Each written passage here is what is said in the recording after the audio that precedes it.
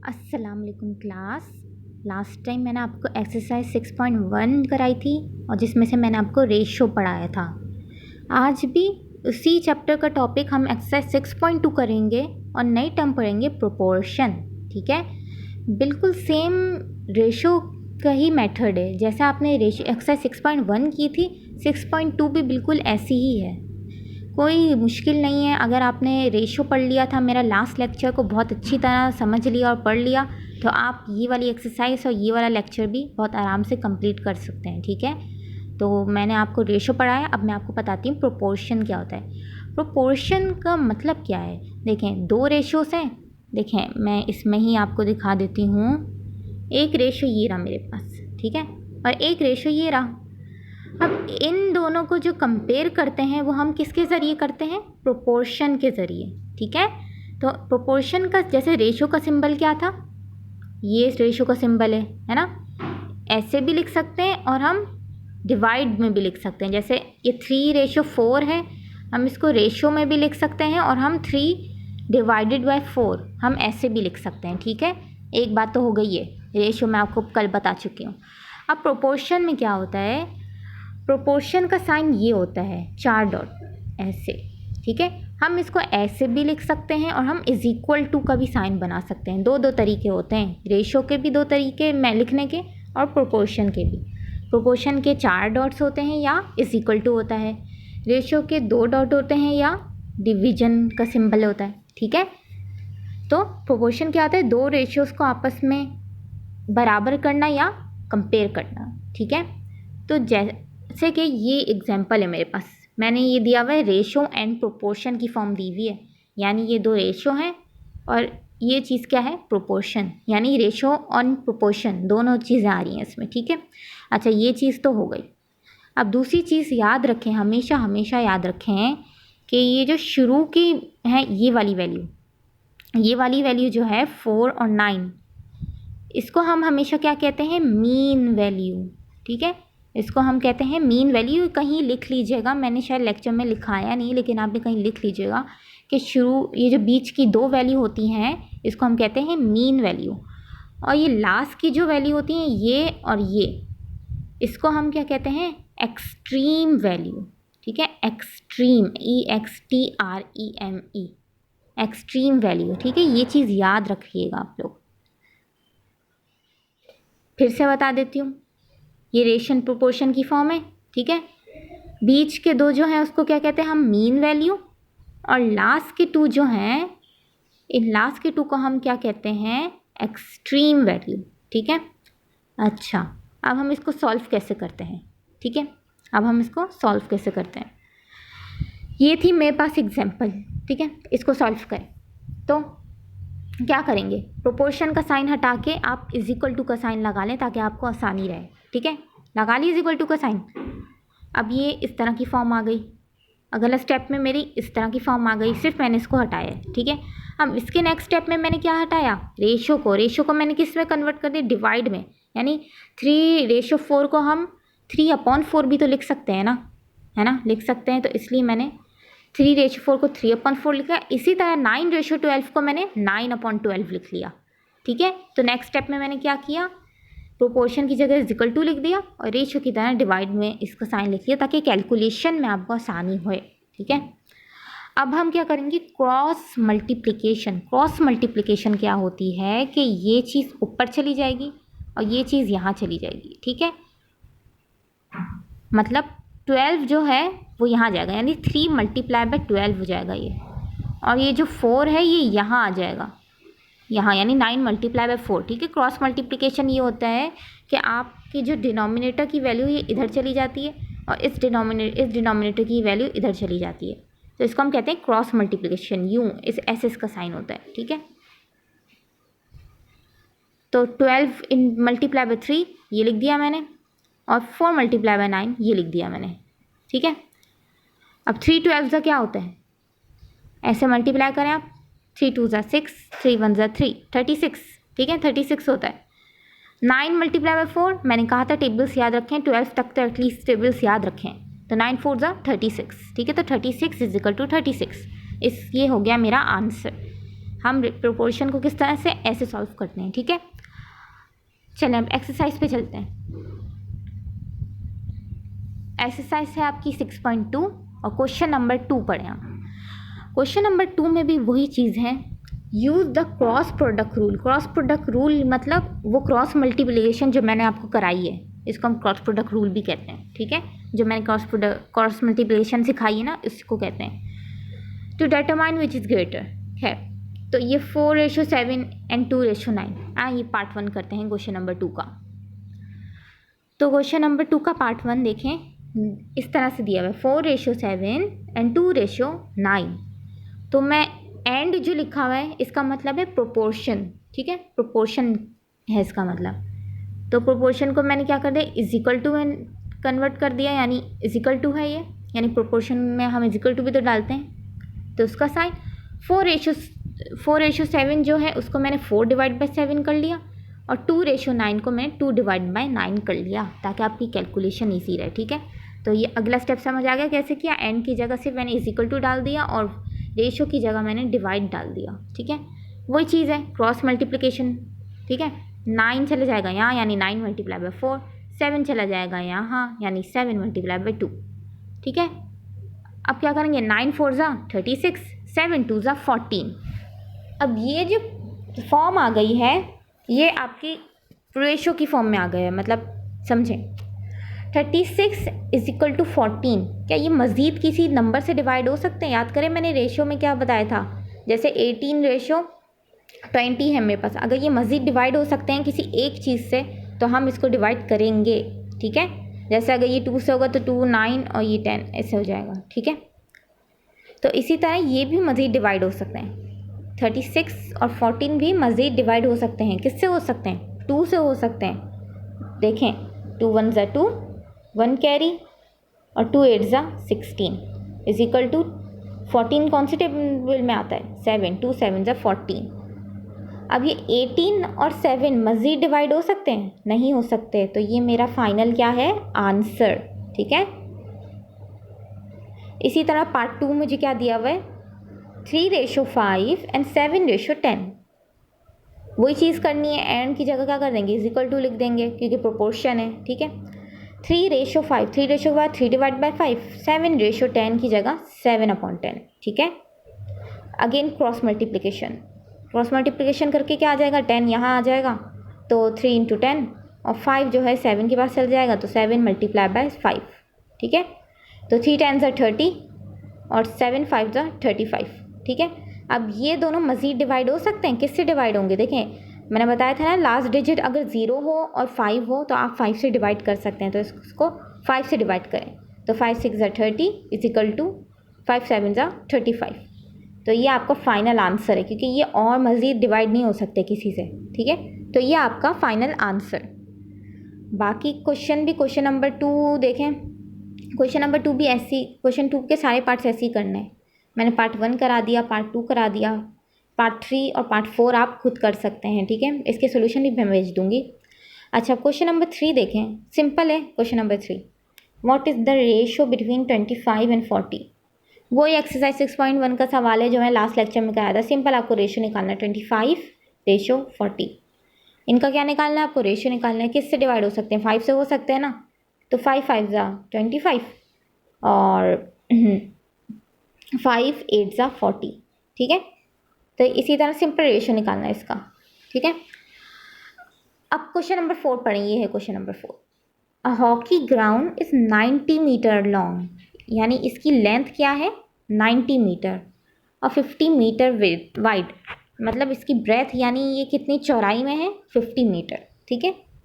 तो final ratios between its length and breath, यानी length and with, ठीक है। यानी आपको किसका रेशियो लेना है, 90 का और 50 का। तो कैसे लेंगे, वही सिंपल 90:50, ठीक है। रेशियो निकालना तो अब तो आ गया है ना आप लोगों को। इसका सोल्यूशन भी दिखा देती हूँ मैं, ये रहा क्वेश्चन नंबर 3 और क्वेश्चन नंबर 4। क्वेश्चन नंबर 3 में क्या पूछा था, रेशियो बिटवीन 25 एंड 40। इसी तरह आपको सिंपल रेशियो निकालना है, जिस तरह से मैंने कहा है उसी तरह कर लें तो बेहतर है, आपका आंसर में कोई फ़र्क नहीं आएगा, ठीक है। इसमें क्या था, लेंथ कितनी थी, 90 थी, विड्थ कितनी है 50।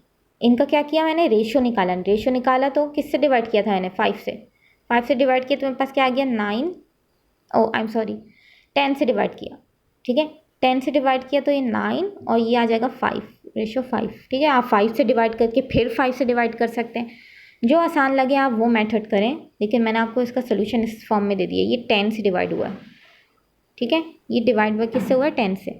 सिंपल, इसमें भी आपको रेशो निकालना था, रेशो निकालना मैंने सिखा दिया है, तो ये आप खुद से कर सकते हैं। बेहतर है कि सोल्यूशन से ना देखें लेकिन खुद से करें, ठीक है। अच्छा, अब हम आते हैं क्वेश्चन नंबर 5 पे। क्वेश्चन नंबर 5 लिखें, क्या लिखा हुआ है, find the fourth proportion to 2, 3 and 6। अच्छा, फोर्थ प्रोपोर्शन का मतलब क्या है, जैसे ये मैंने पढ़ाया था ना, ये फर्स्ट प्रोपोर्शन है, ये सेकंड प्रोपोर्शन है, ये थर्ड प्रोपोर्शन है और ये फोर्थ प्रोपोर्शन है, ठीक है। तो नंबर लिख दिए मैंने बस। तो फोर्थ प्रोपोर्शन आपको ढूंढना है, क्वेश्चन नंबर 5 देखते हैं। तो मुझे क्या गिवन था 2, 3 एंड 6, ये मुझे क्वेश्चन में बता दिया गया है, ठीक है। तो मैंने क्या किया, 4 प्रोपोर्शन पूछा है ना, तो 2:3। अच्छा, एंड है तो आप इजिकल टू लिख दें, या आप 4 बार प्रोपोर्शन इजिकल टू लिख लें, आप कोई मसला नहीं है। इजिकल टू 6 रेशो, मुझे क्या फाइंड करना है, फोर्थ प्रोपोर्शन। तो अभी मुझे ये पता नहीं है क्या है, ये क्या वैल्यू है, तो मैंने सपोज कर दिया कि ये x की वैल्यू है, मैं x की वैल्यू फाइंड करूँगी। मतलब अभी मुझे इसकी वैल्यू नहीं पता ना, इसकी वैल्यू मुझे ढूंढनी है, मुझे नहीं पता, तो मैंने इसको कोई भी लेटर से मैंने इसको सपोज कर दिया, यानी मैंने x की वैल्यू से सपोज कर दिया, ठीक है। इसका मतलब मुझे x की वैल्यू निकालनी है, तो मुझे फोर्थ प्रोपोर्शन पता चल जाएगा। ये फोर्थ प्रोपोर्शन ये है, ये ना, ये फर्स्ट है, ये सेकंड है, ये थर्ड है, तो ये फोर्थ प्रोपोर्शन है, ठीक है। सिंपल वही चीज़ करनी है, 2/3 हो जाएगा, प्रोपोर्शन की जगह इजिकल टू आ जाएगा, और ये 6/x हो जाएगा, ठीक है। क्या करना है फिर आपको, क्रॉस मल्टीप्लाई करके हो जाएगा 2 × x और 6 × 3, ठीक है। तो ये 2, मुझे x की वैल्यू नहीं पता ना, तो ये 2x ऐसे ही लिख दूंगी मैं, 2x और 6 3 18, ठीक है। अब देखें, ये चीज़ 2 और x आपस में क्या हो रहे हैं, मल्टीप्लाई हो रहे हैं, ठीक है। तो अगर मैं इस 2 को यहाँ लेकर जाऊँ तो ये मेरा आ जाएगा डिवाइड में, ठीक है।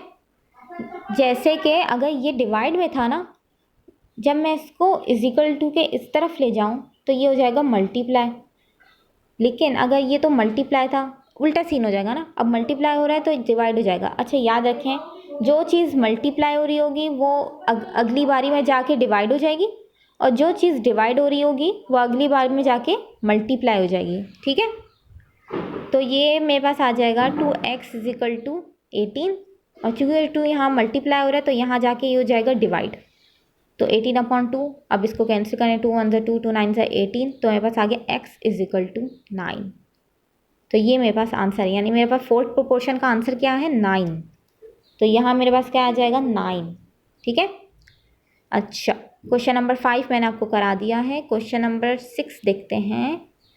The ratio of 2 quantities are 4:6। If the first quantity 60, find the second quantity. कुछ भी नहीं है इसमें, सिंपल वही चीज़ है। फर्स्ट 2 क्वांटिटीज़ दे दी हैं मुझे, द रेशियो ऑफ 2 क्वांटिटीज़, यानी मुझे क्या दे दिया है 4:6, ठीक है। अच्छा, if the first quantity is 60, यानी पहले मैं प्रोपोर्शन का साइन बनाऊंगी और इसका फर्स्ट क्वांटिटी है 60, तो सेकेंड क्वांटिटी मेरी क्या होगी, तो मैंने उसको क्या कह दिया x कह दिया, ये इस तरह की फॉर्म आएगी। वही चीज़ है जैसे मैंने प्रोपोर्शन का बताया था ना, कि इसको कहते हैं फर्स्ट, इसको कहते हैं सेकेंड, इसी तरह क्वांटिटीज़ की भी बात आ रही है। ये 2 क्वांटिटीज़ हैं, ये क्वांटिटी हमें क्या थी, गिवन थी, और इसमें से फर्स्ट क्वांटिटी कौन सी है, ये फर्स्ट क्वांटिटी है 9 जो मेरी फर्स्ट क्वांटिटी है, और 12 जो है मेरी सेकेंड क्वांटिटी है, ठीक है। इसी तरह अगर आप इसमें देखें, 3 आपकी यहाँ फर्स्ट क्वांटिटी है और 4 आपकी यहाँ सेकेंड क्वांटिटी है, और यहाँ क्या है 9 फर्स्ट क्वांटिटी, 12 सेकेंड क्वांटिटी। सिर्फ समझा रही हूँ मैं ये, ठीक है।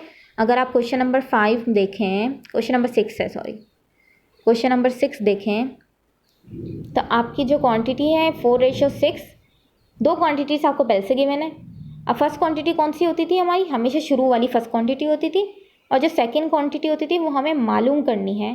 तो इसका मतलब मैंने इसको क्या सपोज कर दिया, एक्स कह दिया इसको मैंने, ठीक है। अब बिल्कुल सेम उसी तरह सॉल्व होगा, ठीक है। ये इसको मैं यहाँ सॉल्व कर देती हूँ, 4 डिवाइडेड बाई 6 हो जाएगा और is equal to 60 divided by x, ठीक है। ये इस तरह की फॉर्म आ गई। इसको आप क्रॉस मल्टीप्लाई करें तो मेरे पास क्या आ जाएगा, ये 4 इंटू एक्स और 6 मल्टीप्लाई बाय 60, ठीक है। इन्होंने भी ऐसे ही किया है, देखो इन्होंने भी यही बताया है कि ये आपकी मीन वैल्यू है और ये क्या है, आपकी एक्सट्रीम वैल्यू, जैसे कि मैं आपको पहले बता चुकी हूँ, ठीक है। खैर, इसको इन्होंने डायरेक्ट कर दिया है, आप डायरेक्ट नहीं करें, आप अपनी आसानी के लिए जिस तरह से मैंने मेथड बताया है उस तरह से करें। तो ये जाएगा 4 मल्टीप्लाई बाय एक्स और 60 मल्टीप्लाई बाय 6, तो 66 का क्या होता है 360 और 4x ऐसे ही आ जाएगा। अब ये मल्टीप्लाई हो रहा है 4 और x मल्टीप्लाई हो रहा है, तो ये 4 वहाँ जाके क्या हो जाएगा, यहाँ जाके हो जाएगा ये डिवाइड में, तो x is equal to 360 upon 4, तो 4 1 ज़ा 4, 4 90 ज़ा 360। तो आपका जो सेकंड क्वांटिटी का आंसर है 90 आ गया, यानी ये वाला आंसर क्या आ गया मेरे पास 90, ठीक है। इस तरह से हमें सॉल्व करना है। अब चलते हैं क्वेश्चन नंबर 7 पे। मुझे उम्मीद है क्वेश्चन नंबर 6 आपको समझ आई होगी। क्वेश्चन नंबर 7 देखें, the ratio of two quantities are 3:12 if the largest one is 84, find the other. अच्छा, यहाँ लार्जेस्ट वन लिखा हुआ है, क्या लिखा हुआ है, लार्जेस्ट वन। लार्जेस्ट वन का मतलब है एक्सट्रीम, ठीक है। लार्जेस्ट वन का क्या मतलब है, एक्सट्रीम। तो लार्जेस्ट वन की वैल्यू हमें दी हुई है 84, ठीक है। लार्जेस्ट वन का मतलब एक्सट्रीम है। अब इसको देखते हैं, सॉल्व करते हैं। देखें, हमें एक रेशो गिवन था 2:12 और लार्जेस्ट वन, यानी ये चीज़ है ना एक्सट्रीम, तो ये है, ये एक्सट्रीम नहीं है, ये तो मीन है, लेकिन हमें एक्सट्रीम यानी लार्जेस्ट वन दिए हुए वो है 84। तो फाइंड द अदर, उन्होंने क्या पूछा है, find the other if the largest one is 84, find the other, यानी अदर क्या बचा, ये मीन वैल्यू बची, यानी अब हमें ये फाइंड आउट करना है, ठीक है। अब हमें ये वाली चीज़ फाइंड आउट करनी है, ठीक है। हमें इस बार एक्सट्रीम वैल्यू गिवन है और मीन वैल्यू फाइंड करनी है। तो इसको हम क्या सपोज कर देंगे, एक्स क्यों, क्योंकि इसकी वैल्यू अभी मुझे नहीं पता, ठीक है। तो जिसकी वैल्यू नहीं पता उसको एक्स सपोज कर देते हैं हम। उसी तरह होगा, या इसकी जगह जगह इज इक्वल टू 2:12 है तो इसको 2 डिवाइड बाई 12 कर सकते हैं। एक्स रेशियो 84 तो ये एक्स अपॉन 84, ठीक है। अब क्या करेंगे, वही सिंपल क्रॉस मल्टीप्लिकेशन, ठीक है। क्रॉस मल्टीप्लाई करें, 84 यहाँ चले जाएगा, 2 multiply by 84, 12 multiply by x, ठीक है। अब क्योंकि 12 और एक्स आपस में मल्टीप्लाई हो रहे हैं तो ये नीचे जाके क्या हो जाएंगे, डिवाइड हो जाएंगे। तो ये मैं इसको अगले स्टेप में मैंने क्या कर दिया, इसको डिवाइड कर दिया और एक्स यहीं आ गया, क्योंकि मुझे एक्स फाइंड आउट करना है, ठीक है। तो इसको सॉल्व करें, 2 1 ज़ा 2, 2 6 ज़ा 12, ठीक है। अब 6 1 ज़ा 6 और 6 14 ज़ा 84, ठीक है। तो मेरे पास एक्स की वैल्यू क्या आ गई, 14, ठीक है। इसको आप मल्टीप्लाई और डिवाइड करके आप चेक कर लें, कैलकुलेशन अपनी स्ट्रॉन्ग रखें हमेशा, तो आपको ये वाली भी आंसर आ जाएगा आराम से। तो एक्स की वैल्यू क्या आ गई मेरी 14। जिस तरह से मैं मेथड करा रही हूँ उस तरह से कराएं। सोल्यूशन मैं आपको भेज देती हूँ, लेकिन कंफ्यूज नहीं होइएगा, आपको जो चीज़ समझ ना आए मुझसे ज़रूर पूछ लीजिएगा। तो ये मैंने आपको एक्सरसाइज 6.2 करा दी है, ठीक है। तो नेक्स्ट क्लास में मैं आपको 6.3 कराऊंगी। मुझे उम्मीद है आपको ये वाली एक्सरसाइज और आज का लेक्चर मेरा समझ आया हो, और अगर नहीं भी समझ आया तो आप मुझे कमेंट्स में पूछ सकते हैं, या कोई भी इशू हो आप मुझे बता सकते हैं, ठीक है। कमेंट भी कर सकते हैं, कोई मसला नहीं है, हम कमेंट देख लेते हैं। और मैं फिर कह रही हूँ कि कोशिश करें कि टेबल पूरे याद हों, डिवीज़न, मल्टीप्लिकेशन, ये सब आपकी बहुत बहुत स्ट्रॉन्ग हो, ठीक है। और जो मैंने लास्ट लेक्चर में रेशो पढ़ाया, अगर ये फिर समझना है आपको, रेशो में निकालने में मसला हो रहा हो, तो पहले इससे मेरा लास्ट लेक्चर फिर से पढ़ें, उसको करने की कोशिश करें, उसके बाद इस लेक्चर में आए, फिर आपको ये और अच्छे से समझ आ जाएगा, ठीक है।